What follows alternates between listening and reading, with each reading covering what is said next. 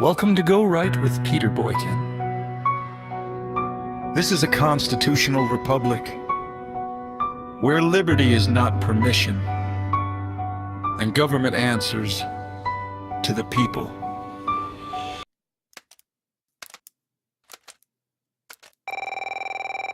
Hey girl, what you doing? Oh, I'm not that busy. I'm helping Joe Biden hide all his documents. I ain't got nothing else to do, and I'm about waiting on Peter Boykin's Go Right News to come on. But I can talk.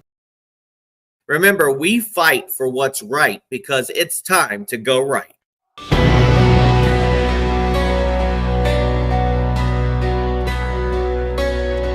They call it common sense. They say it's clean and clear. But power loves a shortcut when no one's looking here. 2 boxes on a form, so authority feels strong. But convenience turns to policy when limits start going wrong. This isn't left or right, it's restraint versus control. It's who defines the citizen and who draws the roll. Is North Carolina protecting common sense or expanding government power through identity law? That's the question they don't want slowed down. That's the line they don't want crossed at all.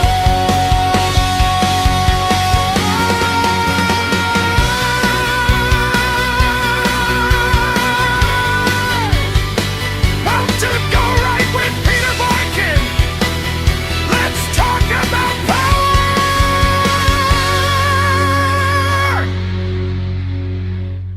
before it decides who we are.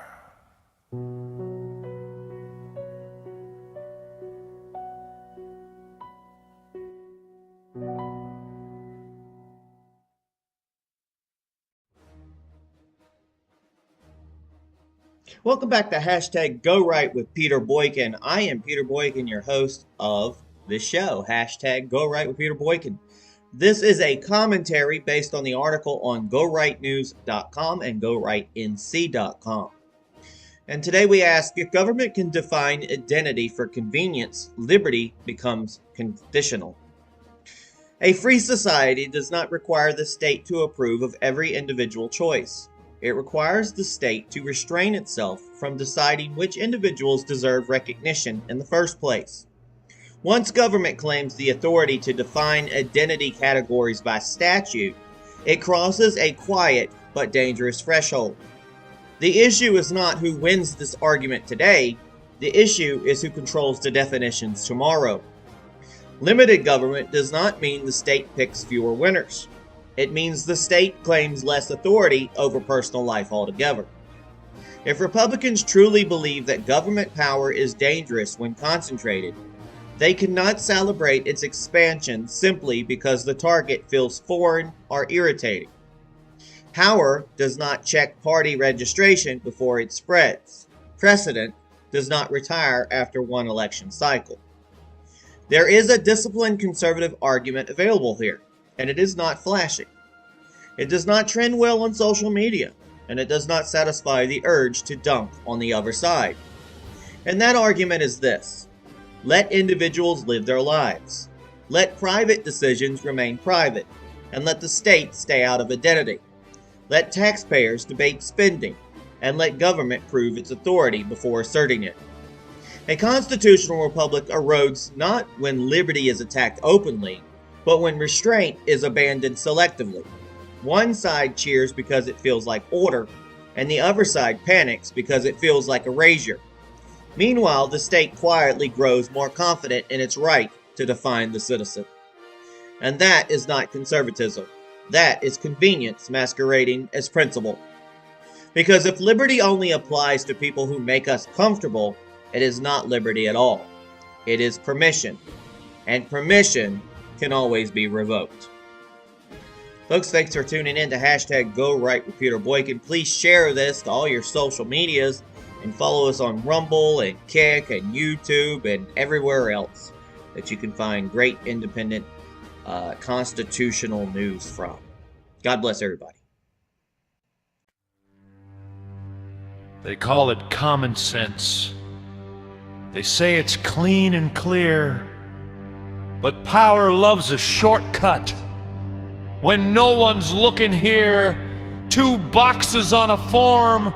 So authority feels strong, but convenience turns to policy when limits start going wrong!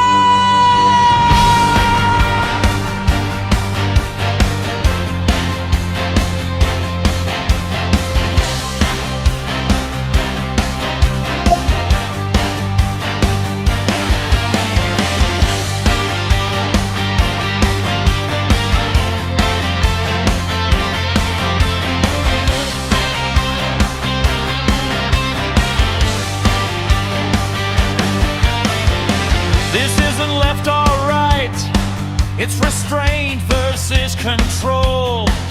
It's who defines the citizen and who draws the roll. Is North Carolina protecting common sense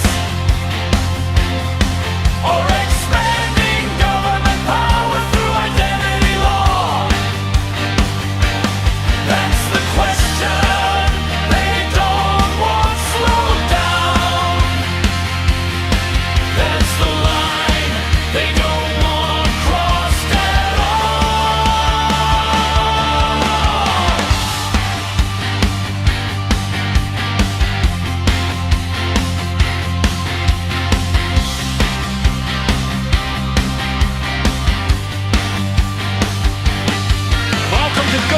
With Peter Boykin. Let's talk about power before it decides who we are.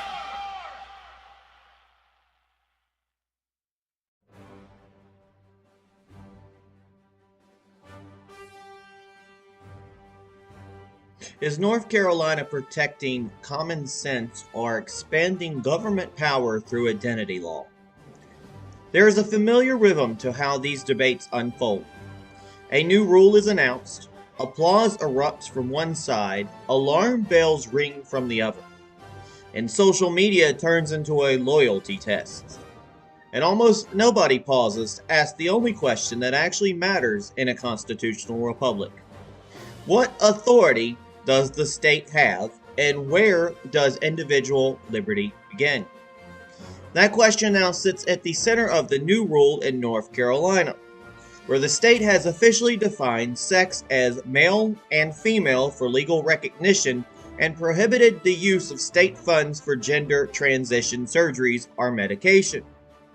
Supporters have declared it a victory for common sense and conservatism, but critics have called it ignorant of science and dismissive of real people who exist outside clean categories. Both reactions are emotionally understandable, but neither fully address the constitutional tension hiding underneath. Now, what the state is claiming the power to do. The first part of the rule does something conservatives should instinctively distrust. It asserts that the state has the authority to define identity categories by law. That's not a neutral act. It is not a passive recognition of reality. It is an active exercise of government power over how citizens are classified, recognized, and navigated through the legal system. Conservatism, at least as it is traditionally sold, is skeptical of this kind of authority. Limited government is supposed to mean fewer definitions imposed from above, not more. And when the state begins legislating identity instead of simply administrating law, it is expanding its role, not shrinking it. And this is where the contradictions begin. Because biology is not a cultural war talking point. The existence of intersex people is not a political slogan. It is not a progressive theory. It is a medically documented biological reality involving chromosomes, hormones, or anatomy that do not conform neatly to binary classification. A law does not make these people disappear. It simply makes them harder to legally process. When legislation is built on simplified assumptions that ignore known biological variation, the result is not clarity. It is confusion layered with litigation. And conservatives often argue that government should be grounded in reality rather than ideology. That standard does not disappear when the facts are inconvenient. And that's when we lead to public funding as a separate constitutional question. The second part of the rule deserves different treatment. Refusing to use state funds for specific medical procedures is not the same thing as banning those procedures outright. Taxpayer money is not unlimited, and citizens have every right to debate how public funds are allocated. From a constitutional perspective, this is where the state has firmer ground.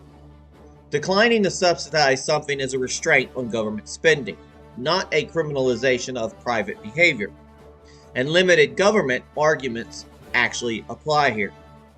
But conservatives weaken that argument when they blur the line between, quote, the state will not pay, and, quote, the state gets to decide who you are. Those are not the same principles. They are opposites wearing the same label. Which leads us to audits, NGOs, and selective enforcement. Audits and calls to audit the NGOs and social service departments should stand on neutral principles of transparency and accountability. And when audits are framed as ideological punishment rather than physical oversight, they stop being conservative and start being reactionary. A conservative republic does not survive on selective scrutiny. It survives on equal standards applied consistency, even when that target is unpopular. Folks, you can read more about this on the GoRightNews.com and GoRightNC.com website. Thank you for tuning in. Please share.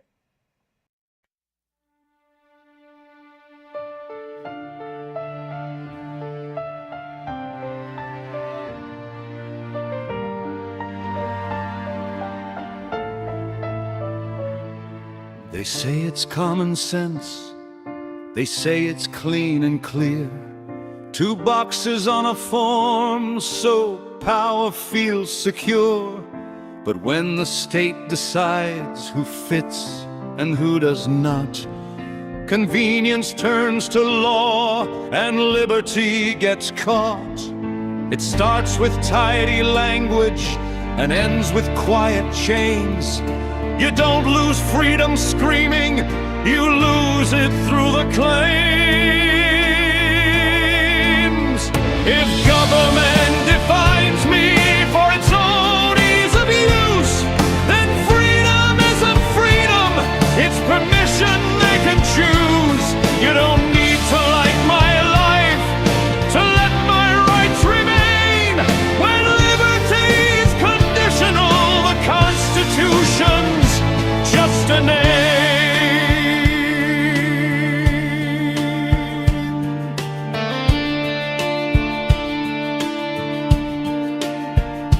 They won't pay for your choices, that's a line they can defend. But when they name your nature, that's where limits start to bend.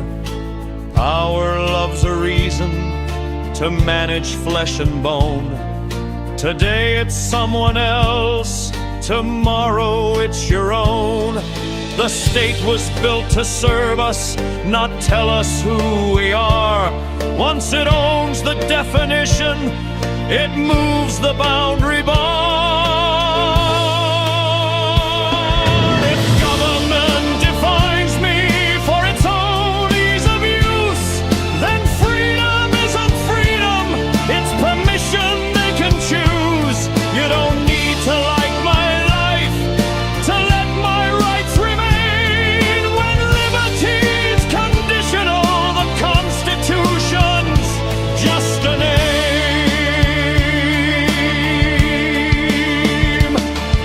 This isn't about approval, it's about restraint.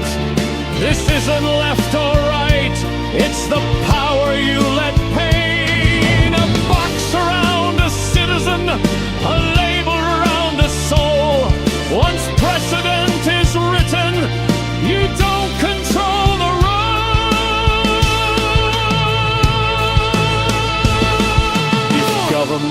defines us for convenience and calm, then liberty is fragile and authority is armed.